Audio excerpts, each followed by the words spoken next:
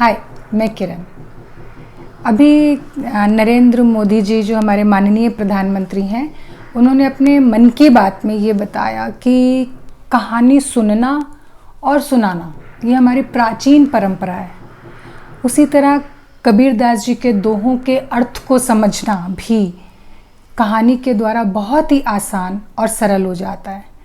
तो आज का हमारा वीडियो कबीरदास जी के दोहे के साथ एक नई कहानी है जिसका विषय है प्रेम और किताबी ज्ञान। नमस्कार। आजकल टेक्नोलॉजी का ज़माना है। बड़ों के साथ साथ बच्चे भी टेक्नोलॉजी में माहिर हो चुके हैं। किताबी ज्ञान हो, व्यवहारिक ज्ञान हो, सब कुछ गूगल पर। किसी प्रश्न का उत्तर चाहिए, पौधे कैसे लगाने हैं, अपना घर कैसे सजाना है, यहाँ तक कि खाना बनाना तक उपलब्ध है गूगल पर। इसी कारण हम धीरे धीरे आत्मीयता खोते जा रहे हैं। कबीरदास जी भी यही कह रहे हैं, पोथी पढ़ पढ़ जग मुआ, पंडित भया न कोय। पोथी पढ़ पढ़ जग मुआ, पंडित भया न कोय। ढाई आखर प्रेम का, पढ़े सो पंडित हुए। ढाई आखर प्रेम का, पढ़े सो पंडित हुए। आपने कई ऐसे वीडियोस देखे होंगे जिसमें माता पिता जबरदस्ती अपने बच्चों से कविता, कहानी आदि सुनाने की जिद करते हैं, चाहे बच्चा इस बात से खुश हो या ना हो। कई बार तो ऐसे वीडियोस भी देखे जहां माता पिता बच्चों को डांट डपट कर पढ़ाई करवा रहे हैं, अपनी इच्छाएं बच्चों पर लाद कर आगे बढ़ने के लिए एड़ी चोटी का जोर लगा रहे हैं। मेरा कहने का मतलब ये कतई नहीं है कि हम भावी पीढ़ी को पढ़ाई करने से या आगे बढ़ने से रोकें। पढ़ाई के साथ साथ प्रेम की भावना भी अति आवश्यक है। दिल में अगर प्यार हो, एक दूसरे के लिए सम्मान हो, तो सफलता स्वयं आपके कदम चूमेगी।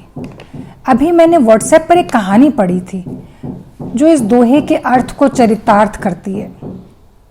एक राजा था, उसकी कोई संतान नहीं थी। उसे यही चिंता रहती थी कि मेरा उत्तराधिकारी बनेगा कौन। इसी कारण राजा बीमार रहने लगा। एक रात अचानक उसके दिमाग में बिजली कौंधी। उसने सुबह सुबह अपने राज्य में ये ऐलान करवा दिया कि महल में एक गुप्त दरवाजा है, उसके ऊपर एक बीज गणित यानी अलजेब्रा का फॉर्मूला लिखा हुआ है और इस फॉर्मूले को सॉल्व करते ही दरवाजा खुल जाएगा। जो ये दरवाजा खोलने में सक्षम होगा वही मेरा उत्तराधिकारी होगा। ये सुनने की देर थी कि राजमहल में लोगों की भीड़ इकट्ठी हो गई। होनी भी चाहिए। कौन होगा जो राजा का उत्तराधिकारी न बनना चाहेगा। एक से एक विद्वान, ज्ञाता सभी आ गए।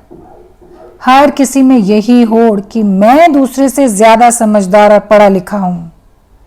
पर यह क्या, कोई भी दरवाजा खोलने में सफल नहीं हो पाया। हैरानी की बात तो यह थी कि सभी अपने किताबी ज्ञान पर अहंकार कर रहे थे। व्यवहारिक ज्ञान तो कोसों दूर था, तो सफलता कहां से हाथ लगती।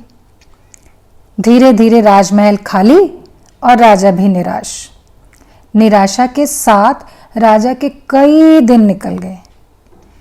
कुछ दिनों के बाद फिर से एक महाज्ञानी और एक दुबला पतला सा नौजवान राजमहल में आए। राजा के मन में आशा की एक नई किरण जागी। राजा ने पूछा, आप दोनों में से कौन पहले दरवाजा खोलने की कोशिश करेगा।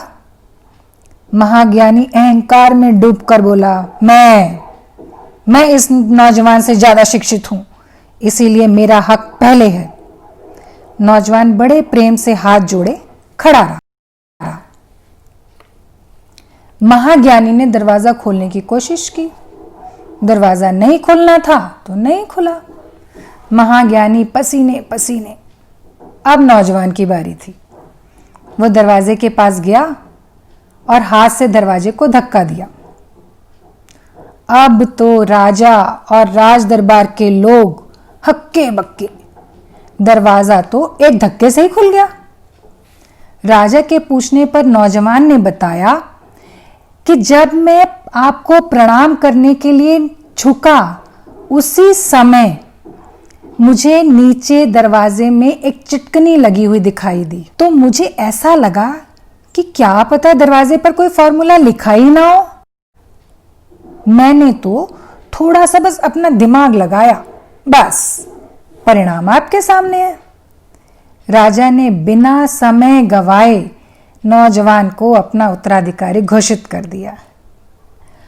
पढ़ाई, शिक्षा ऐसी होनी चाहिए जहां अहंकार का कोई स्थान ना हो, बस प्रेम ही प्रेम हो। आपने ये कहानी सुनी, आशा है आपको कहानी बहुत अच्छी लगी होगी और कबीरदास जी के दोहे का जो अर्थ है वो भी अच्छे से समझ आ गया होगा। अगर हम लोग समाज में एक दूसरे का मान करें, आदर करें, सत्कार करें, तो अपने आप सफलता हमें मिलने शुरू हो जाती है। तो इसी प्रेम के भाव को लेते हुए आप भी मेरे इस वीडियो को लाइक करिए, शेयर करिए और सब्सक्राइब करिए। धन्यवाद।